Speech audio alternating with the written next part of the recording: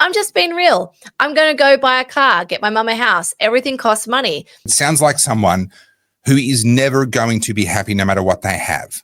No matter what they have, they're going to look at what they don't have. They're going to look at what the person earning $1 billion over 10 years is getting and go, oh, but I don't have that. So I haven't made it yet. I'm not there yet. I read this and I actually thought this was satire until I looked it up and I went, oh, no, this person's like legit. Let me just pull up the article. So this kind of just continues on from our trend of what we're just talking about. So for those of you who don't know what NFL is or like anything about NFL, we're in good company. I also do not follow NFL closely. I only know about it from what I've watched in the movies. But NFL icon Odell Beckham Jr. sparks fury by moaning about the struggles of earning $100 million. It's tough to make it last forever. And I promise you, this is legit. This is not satire. So he is riled fans across the NFL by making the staggering claim that it's hard to live comfortably forever on a $100 million contract. The legendary wide receiver made the tone-deaf comments in an interview with Ryan Clark last month, but the clip has gained more traction in recent days. He has an estimated wealth of around $45 million from a lucrative career that has seen him win the Super Bowl with the Los Angeles Rams. He's signed a 5-year deal with the New York Giants worth up to $95 million, as well as agreeing a 5-year deal with Nike in 2017 worth around $5 million a year. There's some big numbers. But despite the millions he's earned reaching the top of his game, the man who briefly dated Kim Kardashian, because of course he did, has insisted it doesn't mean he's financially secure the rest of his life, all whilst listing flaunting as one of his expenses. So this is a verbatim quote. I always explain this to people. You give someone a 5-year, $100 million contract. It's 5 years for 60. We're getting taxed. That's $12 million a year. You have to spend, use, save, invest, flaunt, whatever, Beckham said on the podcast. I'm just being real. I'm going to go buy a car, get my mum a house. Everything costs money. If you're spending $4 million a year, that's really $40 million over 8 years, $8 million a year. And so this is him, right? This is him. That's a very expensive watch. This is him on his yacht, cruising around. Oh, Rolls Royce. It's the roller. Nice. Yeah. Nice. You're breaking down the numbers, and that's a 5-year span. You're getting $8 million. You can't make it last forever. Yeah. So he's got a collection of cars worth about $9 million. Among them is believed to be a $353,000 Rolls Royce Dawn, a $337,000 Ferrari F12 Bertolina, and a $220,000 Lamborghini Huracan Spider. He spends over $300,000 on keeping his body in the best shape possible. And he has listed his $3.3 million Cleveland mansion for sale, and his wildly excessive shoe closet that is bigger than most department stores. Anyway, whatever, boo-hoo, cry me a fucking river. I cannot stand people like this. You spoiled fucking baby. So firstly, thank you for the comment, Virginia. I've just tried moving the microphone across here so I don't directly into it. Hopefully that's gonna help a little bit with that. The issue here is this is a person who sounds like, I can't psychoanalyze him, but it sounds like someone who is never going to be happy no matter what they have.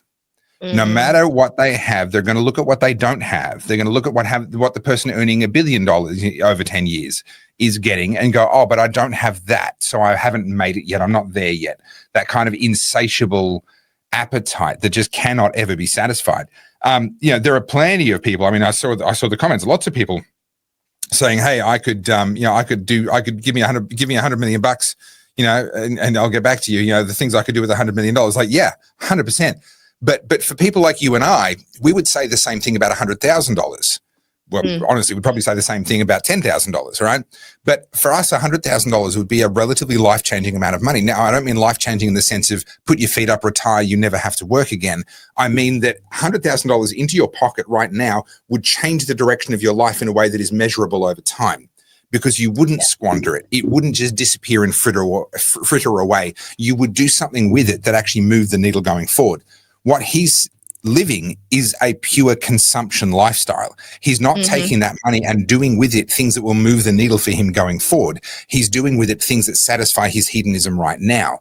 And unfortunately, when you're satisfying your own lustful desires and the pride of life and things and stuff, there is no limit. There is no limit to how much you can consume.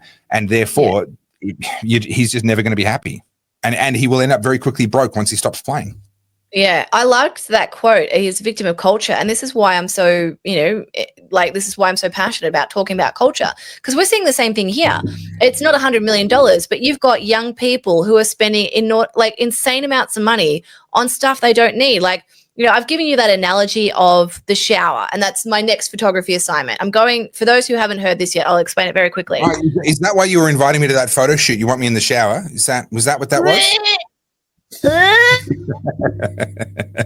I just ate, and it's sitting right there. So please don't bring it back not up. anymore. You didn't. No, so I have this thing around consumption and the cost of beauty, right? And I mean, you've heard people talk this before, but I noticed this when I first started dating G, and I went to his house and I had a shower there, and I realized he just had this one bottle of like soap that did everything. It was like 2-liter bottle, whatever, and it shampoo, body, all the things, right? Yeah.